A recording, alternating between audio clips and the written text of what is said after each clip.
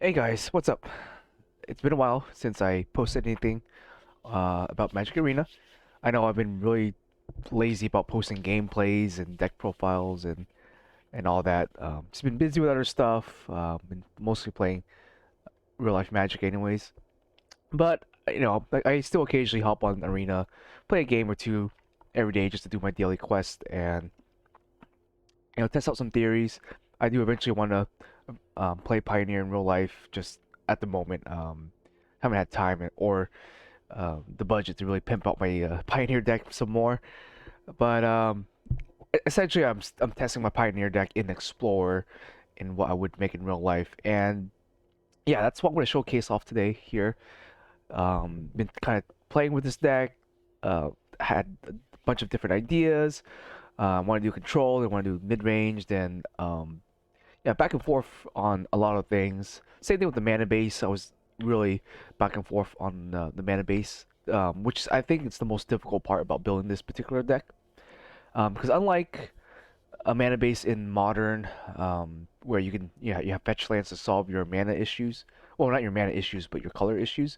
Here, hard drawing it and um, just being able to get to your just drawing the land is hard, and just getting the colors you need is hard. So in a three-color deck like what I'm playing right now, very like your variance, your opening hand really dictates how you play the game, especially um, what lands you open your opening hand. And so with my previous mana base, I found that I had a lot of issues with either drawing just all the Dimir or all the Rakdos colors, and I wasn't really getting the colors I need for my mana base to essentially play my cards. So I revamped the mana base a little bit. Um, Kind of took some ideas from my Esper uh, control deck, I guess. As Esper control deck mana base, it's still pretty sketchy, but it gets there. And the colors aren't as intensive, I would want to say, in some respects. Where this one is, um, it's weirdly intensive because you're running so few lands. Like this deck sometimes operates on only 3 lands, and you still will win on just 3 lands. Where the obviously the Esper deck, like you need your fourth, your fifth, so on and so forth. This deck, the color constraint is a lot more narrower because of the cards like Consider and Legend Shredder. And what I mean by that is, when I'm conniving with these cards, um, or with the Shredder, I'm often pitching my lands because I'm trying to draw more action, more spells to cast rather than drawing lands. So whatever lands I have in play prior to the Shredder is kind of like the lands I just keep for the rest of the game. And I'm mostly just ditching lands and trying to draw Fables, draw my big game plays. I'm also ditching the lands because um, of Fable here, which I'll talk about in a second, and what Fable has done for the deck. I was kind of apprehensive about playing Fable because I wanted to play more of a control style deck, but I needed a strong 3 drop. For a while, I was playing Liliana, the Last Veil. Liliana's Last Veil is nice, but she kind of conflicts with our deck in some sense because Liliana, the discarding kind of hurts us a little bit in the sense that you want to keep interaction in your hand, and you can't always plus on Liliana, and she's not as super powerful as a turn 3 play compared to Fable. And Liliana is annoying to deal with, and if she gets the ult, you eventually get to win. But at the same time, I think Fable happens to be the better 3 mana play. It's just it's an all-star in all the formats it's played in. Whether you can toss this in a control deck, you can toss this in a mid-range deck. Um, it really just performs really well. And so I decided to just go ahead and bite the bullet, do the 4 Fables, to try to synergize with my graveyard a little bit more, and worry less about the control aspect of the deck, and play more of a mid-range deck where early game I have some interaction and start pumping out some creatures in terms of Shredder and the Fable, and then like late game I'll drop some bombs and hopefully um, take control of the game there, or just finish the game off. And so far the strategy is working pretty well. Um, I've taken this deck just best of one, just through the gauntlet of just best of one. I haven't really done any best of three with this particular deck, but I want to say in the last 20 games or so I played, I have a pretty decent win rate with it. The deck that it struggles against mostly sometimes would be something like a mono green deck maybe. Now mono green, I guess if they get a good opener, it doesn't matter what deck you're playing, you're basically done, right? So mono green Karn is somewhat if you can interact with their board early, you can disrupt their plays, then yeah, they have a really hard time dealing with the threats you're putting out.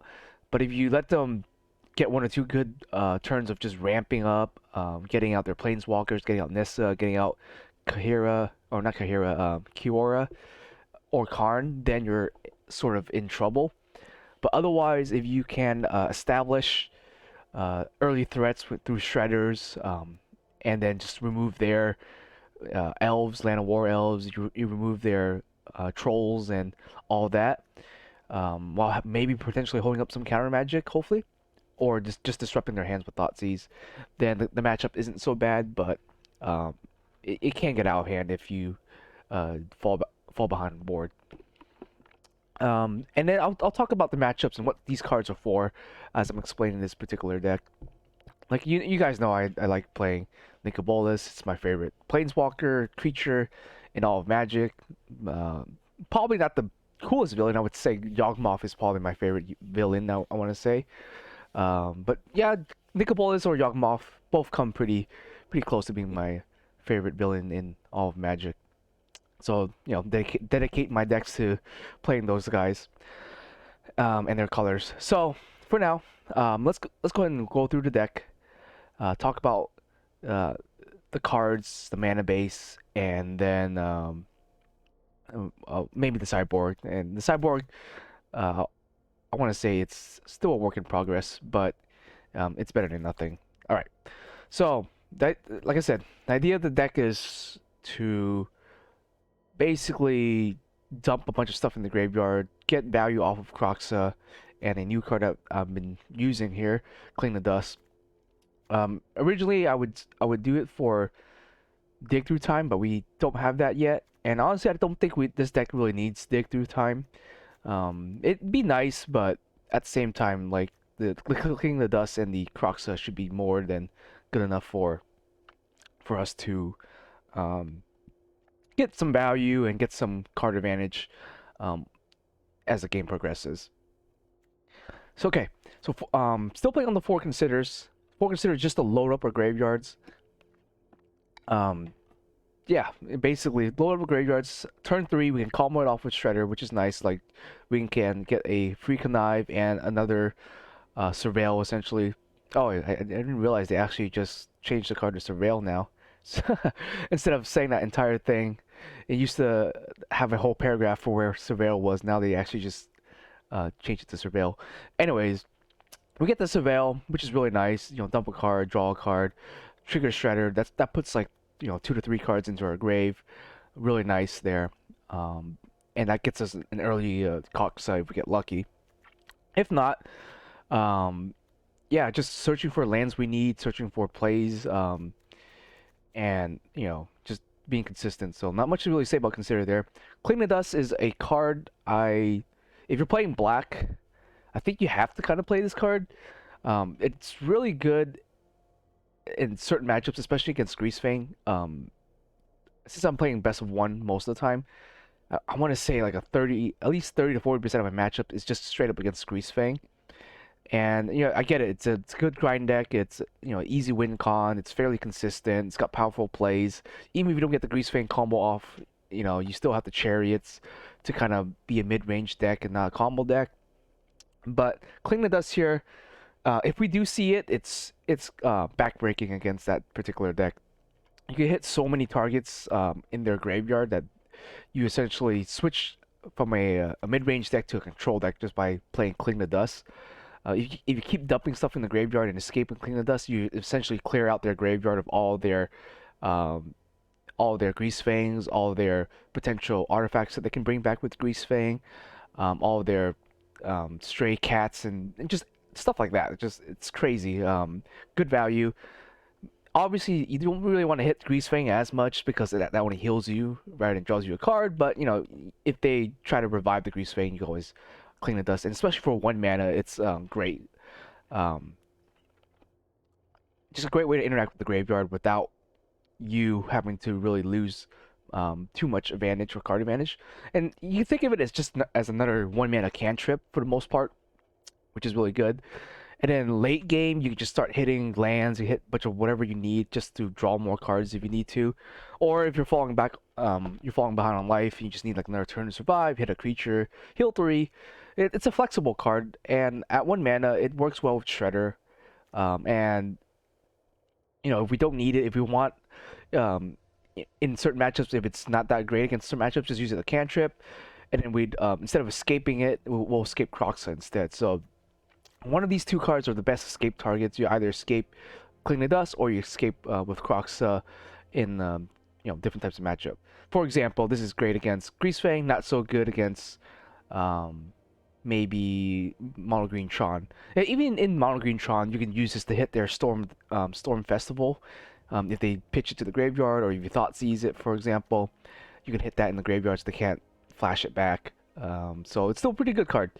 And I definitely think if you're playing any sort of black deck, play maybe 1, maybe 2 copies. If you're somewhat of a control deck, I guess if you're pure like Rakdos or mono black Devotion, then it might not be as great. But I still think it's a good card in case you're struggling against Grease Fangs and graveyard type decks. It's great to have. Gives you, it might not like win you the game against them, but it gives you a better chance to mess with their game plan and to get you through your late game plan. All right, 4 Thoughtseize, 4 Fatal Pushes. Not much to say about that. That's my favorite kind of 1 mana black cards, are just these. Just a good interruption, good removal. Not much to say. I max them out. Now, I used to be pretty apprehensive about Fatal Push in this particular deck because it was really hard to trigger a Revolt. But with the inclusion of Fable, the Mirror Breaker, Revolt has actually been really easy to trigger. As you get the treasure tokens, or if they kill your goblins, or you attack with a goblin, they block it or something, then Fatal Push becomes a really good value in terms of just being able to remove things. You can remove Grease Fangs even. You can remove Shieldreds. But yeah, it's pretty good. As long as you have a way to trigger Revolt, it's fantastic. But as you can see through my mana base, I've taken out Fable Passage, but we'll talk about that when I get there. All right, 4 Ledger Shredder. So this deck, Pilot's kind of like a Death Shadow deck, almost like a Murktide deck if you play Modern. So you're just pumping these guys out. They become decent threats. They become decent blockers. And yeah, you just basically go through your entire deck. Now you want to be careful if they have something like a Narset on the board, because when you contrive, you just end up discarding a card. But for the most part, Narset's basically non-existent in Pioneer, at least from what I can tell. But yeah, just a good early drop. Obviously, it's prime target for not Thoughtseize. It's prime target for Fatal Pushes and early game removal. So it's one weakness, is like everyone's playing early game removal. So Shredder just gives them more targets for it. But I think it's worth the trade-off. Honestly, it's a great card to have, a great card to use, and especially here in this type of deck, I think it works pretty well. All right, now we have Shieldred's Edict. Our removal suite in Explorer is not as great compared to Pioneer. I would probably play Dreadbore over Shieldred's Edict, but for the most part, Shieldred's Edict so far has worked okay. Like I haven't really hated it. I haven't really loved it. It's great when they're going tall, like they're building a giant creature of some kind. Edict is really great. It's good against Graveyard Trespasser.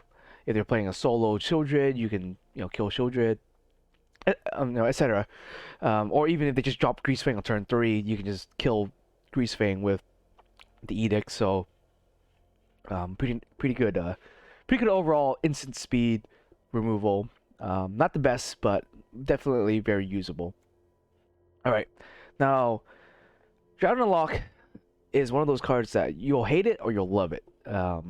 at least through my play experience. Obviously, in Pioneer, it's definitely on a weaker side because of how little stuff there is in the graveyard because there's no fetch lands. So for you have to kind of rely on your opponent.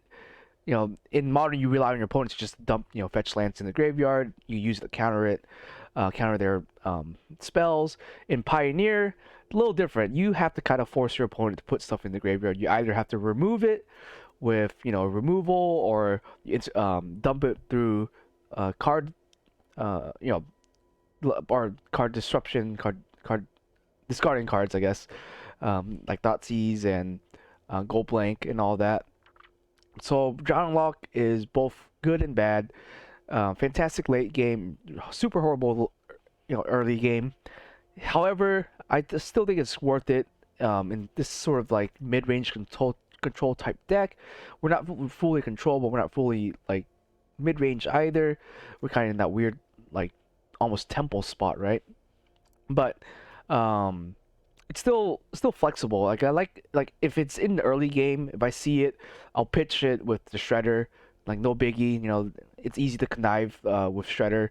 We have so many like 1 mana spells. You can easily cast 2 spells on by turn 3, right? And if Drown is just dead in your hand, you can just pitch it, grow the Shredder. Late game, you draw it, cool. You sit on it, and you just kill things. It's also very good in sort of best of one scenarios because um, of the amount of Grease Fang decks in the meta. They are self-milling, so Drown is almost always really good against Grease Fang. You can always counter the Grease Fang, or you can just kill it on the spot. So overall, I think still worth running, especially in the best of one scenario. I think it's not bad. Granted, it is a little counterintuitive with Cling the Dust, but I haven't really had too many issues playing both. I won't use Cling the Dust if it means I'm saving up for like a big counter of some kind. If I'm expecting my opponent to play something like um, Collective Company, or they're playing a Grease Fang or something, and they have 3 cards in the graveyard. Obviously, I would just you pick one or the other to use. But in conjunction, I think they work just fine. I haven't had any real problem playing both. If you're playing like something like Gold Blank where you wipe their entire graveyard, then yeah, Drawn and Lock is definitely not that great. I would probably take it out at that point. But for the most part, I think it's done its job. And I for better or worse, I think it's um, playable for me, I guess. All right, we have Kroxa now. Yeah, you can play 1 or 2. I still like playing 2 because sometimes the other one gets killed off or removed with like Graveyard Trespasser. So having a second copy is nice to be redundant. Granted, it's not that great in a sense. If you're playing against Grease Fang, you probably never want to cast this thing. Against Grease Fang, I always try to connive with the Shredder, and then once they're low on resources, I play the Kroxa and finish them off with it. But if you're blind casting Kroxa for 2 mana, you almost never do that unless you're playing against a really slow deck like a control deck or something. Then go for it. Go ahead and cast the Kroxa. But he's a little weak in this meta, definitely. Same thing with like Bolas. It's just because if you don't have control of what you're discarding or what they're discarding, then you risk them discarding something like a Paphilion and blowing you out on turn 3. So just be careful about the Kroxa, but I still really like it to finish off my opponent with. And yeah, just another decent late game, mid to late game win condition. All right, now let's talk about Fable. Um, yeah, for a while, like I said, I was kind of not liking Fable too much, especially when it kind of first came out. Uh, I didn't think it would work well in the deck because of how Hiki-Jiki doesn't really do anything for the deck. Hiki-Jiki can't really copy anything. There's only 2 targets for Hiki-Jiki to copy, and that would be Shredder and the Goblin token. Otherwise, the rest of your creatures are legendary, so I thought at first, like, oh, you're not gonna really get any value out of it.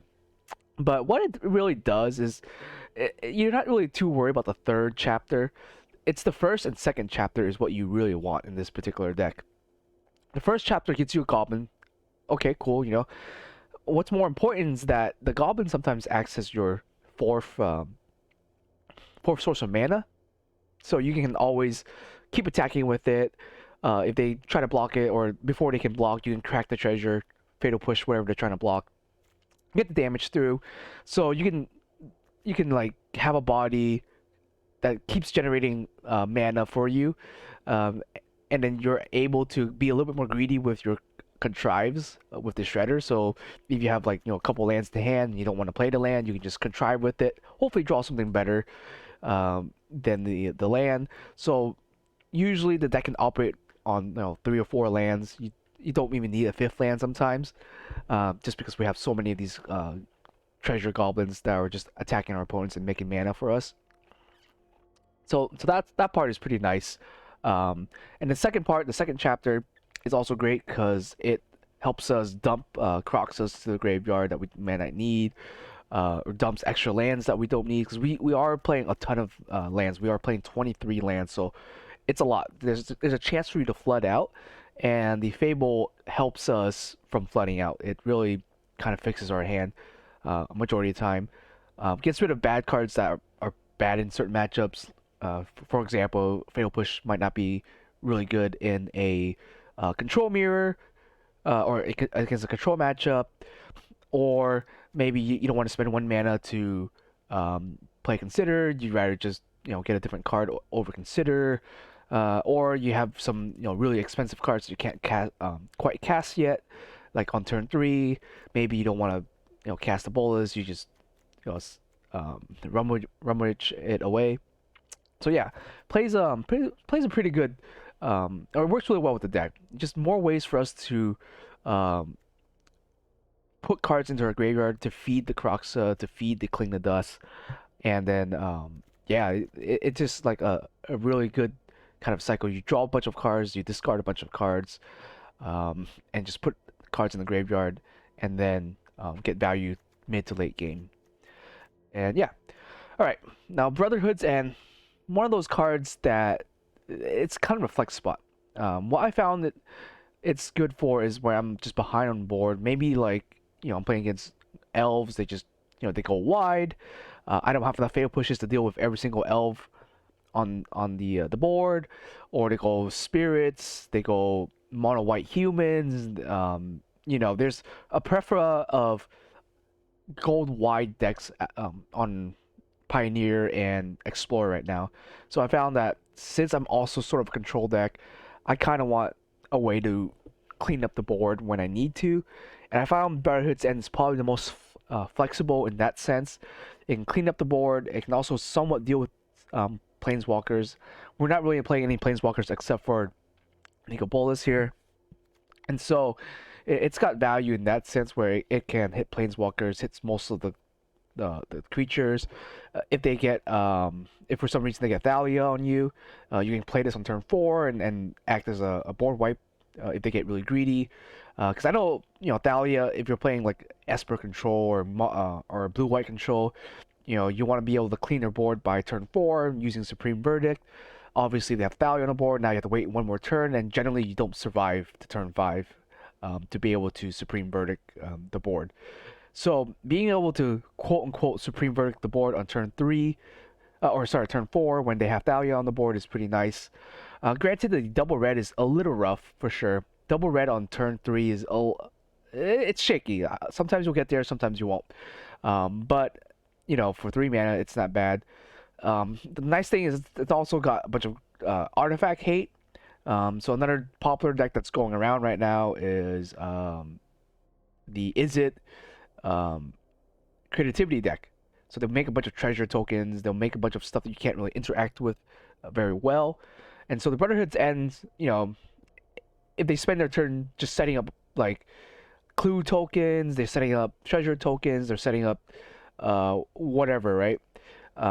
Then Brotherhood End can potentially clear those tokens out for you, set them back a turn or two, force them to go ahead and make their treasure tokens and get their game plan back online. while also hopefully you have some sort of game plan of your own. Maybe you have a Shredder on the board, maybe you have Croxa or Fable, and you're pressuring them. So that's what the Brotherhood's End is. That's what it's used for. It's also good against low to ground deck like the sacrifice decks that are going around right now too. The Cat Oven deck, um, the one mana black enchantment that basically reborns a monster. I forget what the artifact was called. It's like something pod. Maybe, I'm not birthing pod, but something pod. Um, but yeah, this is good for cleaning that up also. Now, obviously, in certain matchups, it's a terrible card, but then you can just rummage it away with the Fable or the Contrive off the Shredder. So yeah, I think having two copy in the main is not bad. Just to have a reset button of some kind. I was playing the Kolagans in the main, and don't get me wrong, Kolagan Command is still one of my favorite Rakdos card. Still really good. Just because I'm playing best of one, I thought the Brotherhood's End would be a little bit better over the Kolaghan's Command. It's just got more, you're playing against more gold wide deck, and so might as well play this over the Kolaghan's Command. But Kolaghan's Command is still pretty good. Instant speed, artifact hate is always nice for 3 mana. You get additional value out of it.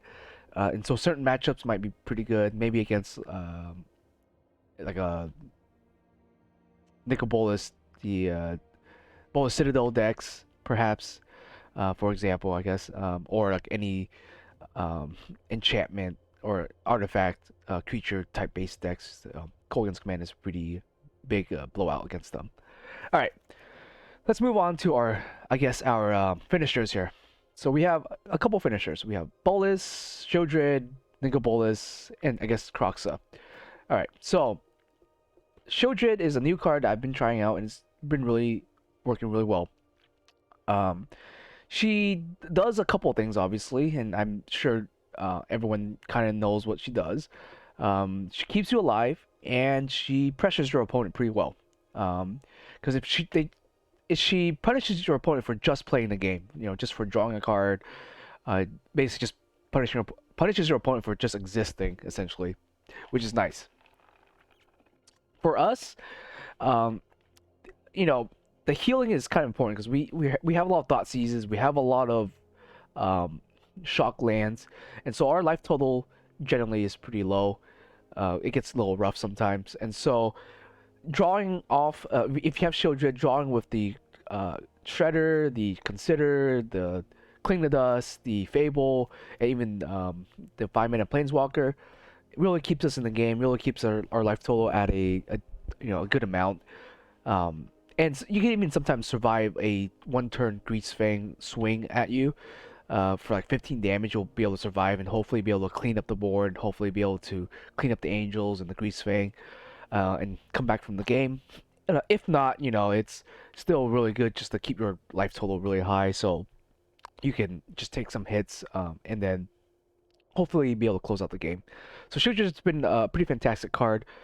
I don't know about playing 3 copies, but I think 2's working out pretty well so far. You could play something like Kolaghan's Command to potentially grab the Shieldred back sometimes from the graveyard. Sometimes I do connive her with the Shredder, just because I might not be able, or just because I don't think she might be good on turn 4.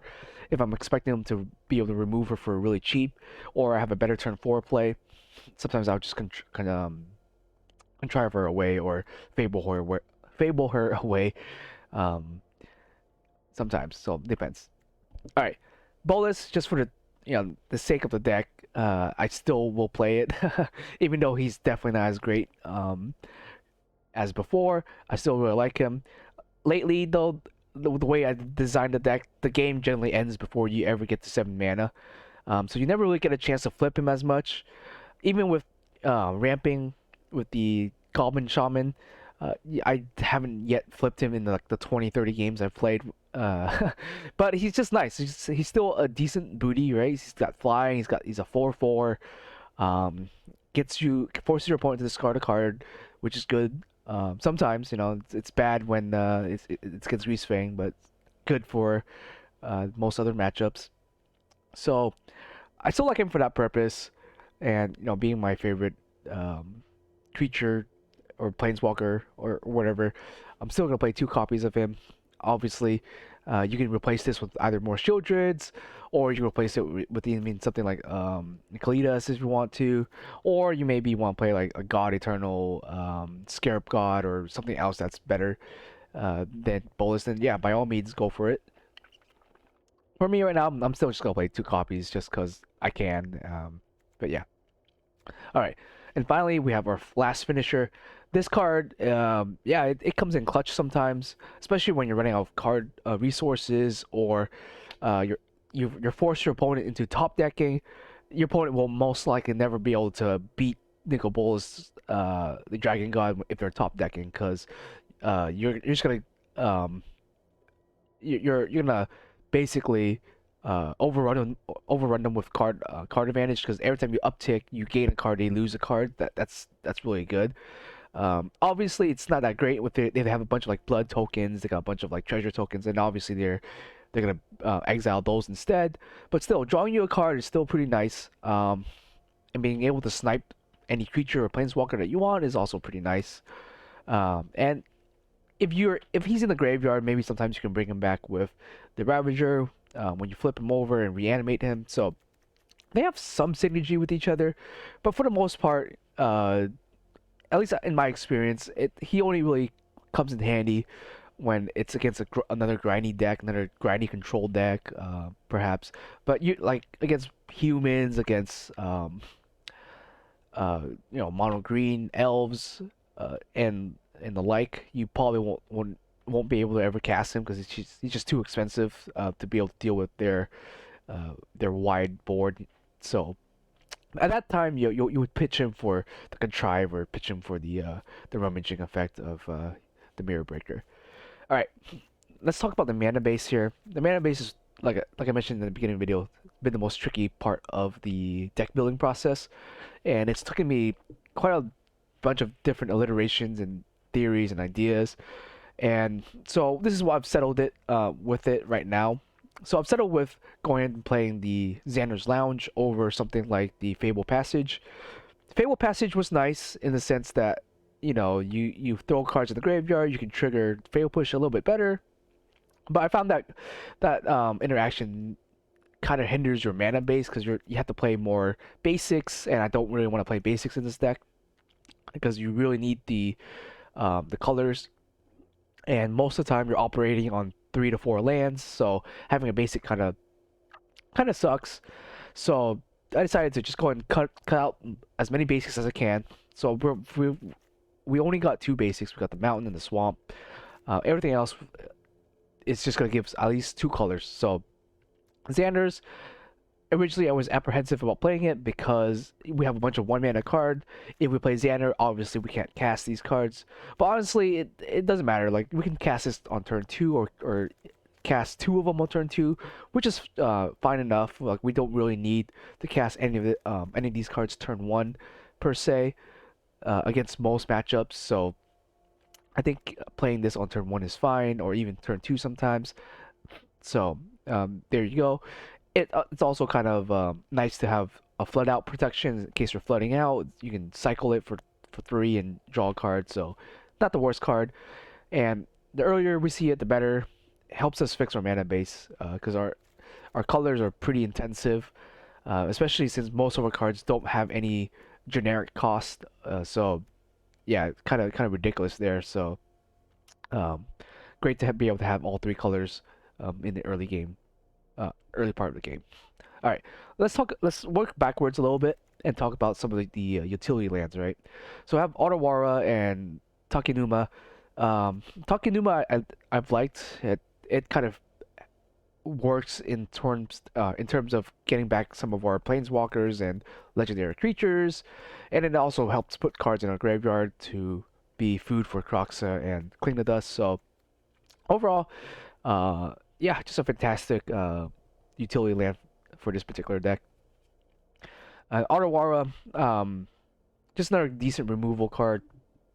If you have at least Bolus, or you have both on the board, then Otawara just keep in your hand, and it becomes a really good removal in that particular sense. You can remove something and then Thoughtseize it away. So there you go. Okay, for the basics, we're only playing two. Swamp for sure. No matter what, I think Swamp is a card that you probably want. It's interesting, kind of a small digression, but they changed the coloring of the name to black instead of white. It used to be white. I wonder why they did that. So I think they just messed up something, probably like a 0 or a 1 value in their programming. So now that it's a black lettering, which makes it a little bit harder to read. Anyways, I'm digressing there. All right, so Swamp and Mountain. Swamp because um, all of our cards are basically cost black for the most part, so Swamp's always good. Um, Namely, we're going to use this against Field of the Ruin. A lot of people will play Field of the Ruin still, so having just two basics helps us combat their ability to snipe our lands. Most of the time, people won't really snipe any of these lands. None of them are really worth it. We're not really playing any other utility lands. Like the card that'll probably snipe is like the Xander's Lounge, but outside of that, sometimes you'll see it, but sometimes mostly you won't.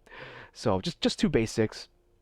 I'm playing the mountain over the island because the island there's nothing we really need to blue to cast as much. They're all one generic blue mana, where mountain can come up more often than not because we have double red here, double red for the Brotherhood's End.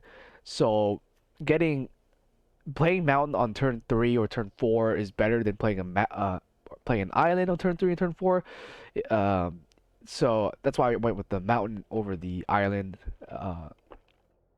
just for that. And when Blood Moon's not really a thing or is not a thing in Explore and Pioneer, so don't really need that much more basics here. All right. Now in terms of our other lands, since the majority of our deck is blue black in the first couple stages of the game.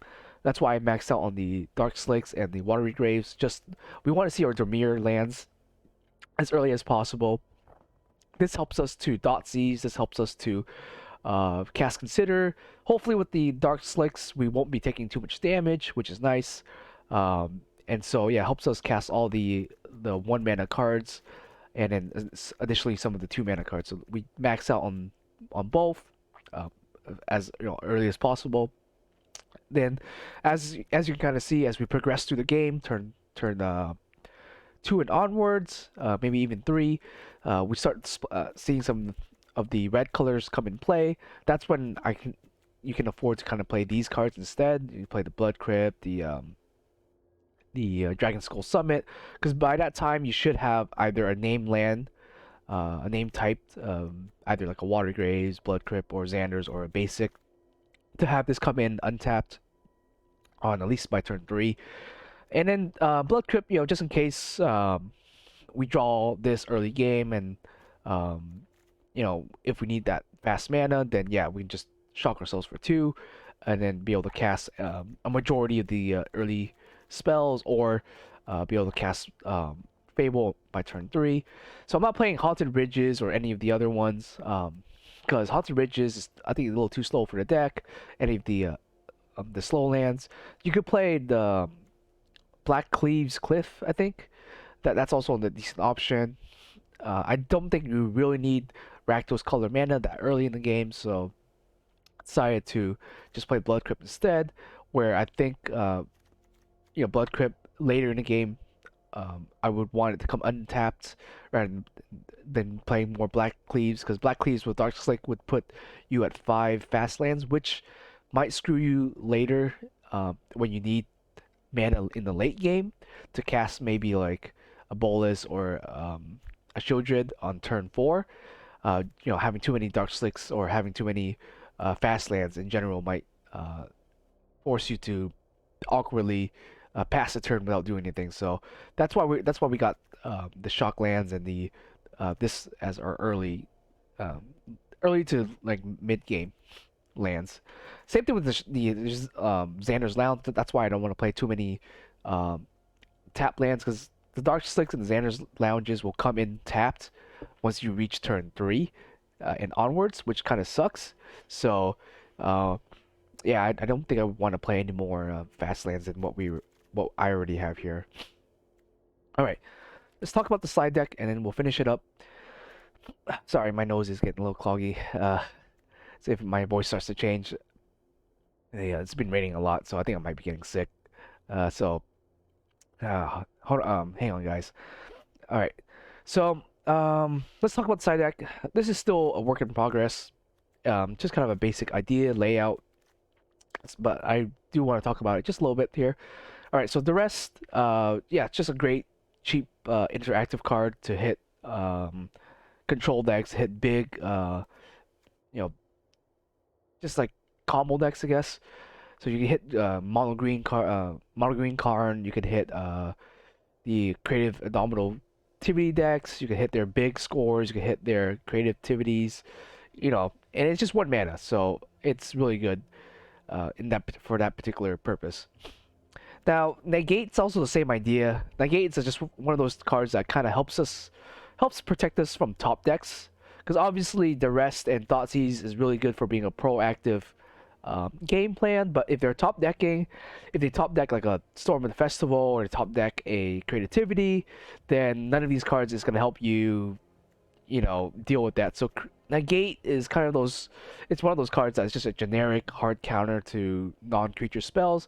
In terms of creatures, I think we've got a decent amount of removal for creatures, so I'm not so worried if they resolve a creature on the board. More than likely, we can remove it with our removal suite. But if they cast a spell that we can't counter, or we just don't have a counter spell for, that might be a pain. So I decided to go ahead and just put in Negate as an additional counter spell. I know this deck is more of a mid-range deck, but we do become sort of a control deck against certain matchups. But yeah, it's nice to have a little bit of protection there. Honestly, it's a flex spot. You can play Negate, you can play anything else you want, but flexible for now. All right, Feed the Swarm. Feed the Swarm is just for any enchantment decks essentially that we, as a Grixis color, this is a premium in that sense, because Grixis just can't deal with enchantments for the majority of the game. So if you're playing against Fires of Intervention, maybe you need to get rid of that. Then Feed the Swarm is nice. Obviously, if you had something like Brazen Borrower, then sure, go ahead and use Brazen Borrower. But I already cut Brazen Borrower from this particular deck, so our only way to deal with enchantment is either Feed the Swarm or Otawara. So Feed the Swarm is for enchantment decks, or if they're white control, you might see them side in Rest in Peace. While Rest in Peace isn't totally going to kill you, I'd probably end up siding like Clean the Dust and maybe Croxa out against them anyways, so it might not be a huge deal. But yeah, it's just to be able to hit those enchantments, those pesky enchantments that we might not be able to normally deal with. So just a card to interact with. All right, additional graveyard hate here. It's cheap. It hits Grease Fangs, all that jazz. It is weak to Boseiju, so it's not a sure way to stop Grease Fangs, so just be careful there. But it is nice. It is cheap. Having 2 is redundant, but we want some redundancy on top of having Cling the Dust. So that should be able to keep our opponent's graveyard in check. And yeah, and it doesn't wipe their graveyards completely, so you can still potentially play the Drown in Lock. Something like Gold Blank or Ash Shot, which I used to play, would wipe their graveyards completely, which would then make Drown in Lock completely dead, especially late game when they're only playing 1 card a turn. So with just the Unlicensed Hearse and the Cling the Dust, I think we're okay being able to hit their key cards while keeping their graveyards full, so that we can potentially interact with their spells using Drown in the Lock. Now, obviously, if they have Delve in the format, like if they had Dig Through Time or a Treasure Cruise, then obviously Go Blank might be a lot better, because you don't want to give you don't want any of their cards in the graveyard, just so they don't get a cheaper Delve spell. But for now, I think Unlicensed Hearse is pretty good. All right, next on we got our color hates. We got our red and green hate here. Aether Gust still really good. You saw Reduke use it in one of his matchups against the mirror match, I believe. And yeah, I think it essentially won him the game because he got rid of like Dromoka with this thing. So that was pretty cool. So Yeah, like I'm still a huge fan of Aether Gus. I still really believe in the card, especially in Modern too. Like I love the card in Modern, love the card in Pioneer. In this particular deck, we're not really a crazy hard control deck, so I'm only playing the two, uh, but definitely still one of my favorite color hate cards, especially since red is everywhere in both modern and pioneer. I think Aethergus is a good choice, and obviously green is really popular in explorer pioneer. So good card, good card to have. Okay, and then we have mystical disputes. Just not really much to say about it. Our best one mana counter spell against maybe the any blue deck really, mainly against um, the creativity decks perhaps, since they all have blue and red generally. So yeah, good to be able to counter their counters for the most part. All right, and I already spoke about Kolaghan's Command a little bit earlier, so that I'm gonna skip over that. Then we have the Extinction Event. Extinction Event is, just another board wipe, another sweeper. What I like it about it in this particular deck is sometimes you can sweep the board without killing your own creatures. Because I think all of our creatures are evens, like Shredder's even, the Croxa's an even. Uh, I guess besides the Hiki himself, but the Goblin's an even number. Shieldred and Bolus are also even. So Extinction Event, if you need another board wipe, and the Exiling is also really good. And some of our creatures can dodge the board wipe itself. So I think Extinction Event is a decent board wipe. If not, you can also play Ritual of Soot, but that will hit our Shredders and our Croxa. So you kind of have to pick your poison at that point. And then lastly, we have one Cletus. This is just namely for playing against like mono red burn, maybe some aggro decks, white humans, green elves, just that stuff. So gives us bodies, gives us lifelink, makes it really awkward for them to declare any attacks, and you basically just cock block them with the zombie tokens and Cletus. So kind of nice in that sense. And it breaks up our legendaries because I don't think I want a third Shieldred, because then you won't be able to play um, the other two, legendary rules, blah blah blah. But yeah. Anyways, guys, I think that's it for the explanation of the deck. I know this video's gone on for close to an hour now, as a majority of my videos have. But I hope this deck inspires you guys to try it out. And it's been fun. And yeah, it got me to Diamond, so I mean, it's worked really well in Best of One. And yeah, I really just been enjoying playing this particular build over my other builds, and I think it's been more consistent and strong compared to the other builds just because of Fable. Honestly, Fable kind of is like the glue that holds this together. Does a couple things we do. Obviously, sometimes it's not that great. Sometimes if your opponent's going wide, Fable is not going to answer a board that's going wide. But if the game is slow enough where they're playing one creature at a time, or they're not playing any creatures, then Fable will definitely punish them for that. And it's been an absolutely crazy card. Honestly, ban worthy in a lot of formats. Probably ban worthy in Modern, honestly, or maybe not Modern, but ban worthy in Pioneer. This card gets way too much value, really hard to deal with and interact with. Um, but yeah, let me show you guys my Right now I'm sitting on Diamond 1, or Diamond 4, I guess. I could try to go for Mythic, but honestly, I don't think I will. 'Cause I got other things to do. But anyways, hope you guys enjoy. It's been fun. I know I've been really lazy about uploading gameplays, even though I would say I would. Because every time I hop on, I'm playing like 2 or 3 games. I don't think it's really worth recording. But maybe I'll do it for this particular deck just because, I'm sitting in Diamond right now and I have nothing else to do. So maybe I'll record myself playing a couple of games in Diamond just to show how the deck can be played. But yeah. Anyways, guys, hope to see you guys next time. And peace out.